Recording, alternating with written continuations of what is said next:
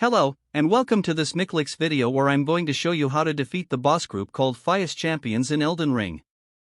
As you probably know, bosses in Elden Ring are divided into 3 tiers.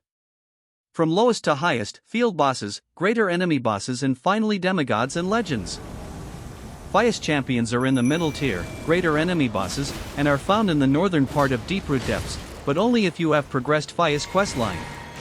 Like most lesser bosses in the game, these are optional in the sense that you do not need to defeat them to advance the main story, but they are required to progress Fias questline.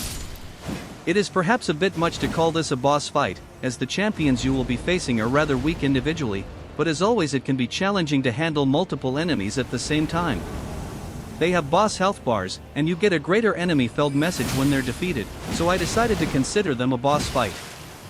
The first of Fias Champions will spawn when you approach the waygate in the area. It's a fairly simple and easy fight.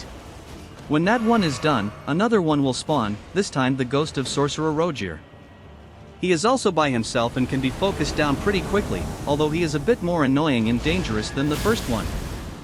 The third and final wave consists of 3 enemies, the ghost of Lionel the Lionhearted accompanied by 2 nameless champions. Just the fact that there are 3 of them makes this part of the fight the most difficult and really the only part where I felt having Banished Knight Engel present was reasonable. It felt a bit silly during the first 2 waves. What I found worked best was to focus on Lionel the Lionhearted myself, hoping that Engel would keep the 2 other ones busy in the meantime.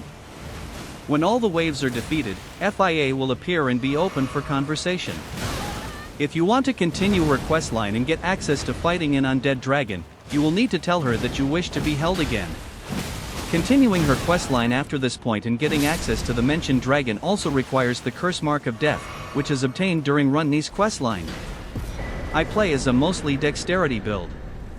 My melee weapon is the Guardian Swordspear with keen affinity and Sacred Blade Ash of War. My ranged weapons are the Longbow and the Shortbow. I was rune level 88 when this video was recorded. I'm not really sure if that is generally considered appropriate, but the difficulty of the game seems reasonable to me. I want the sweet spot that is in mind-numbing easy mode, but also not so difficult that I'll be stuck on the same boss for hours.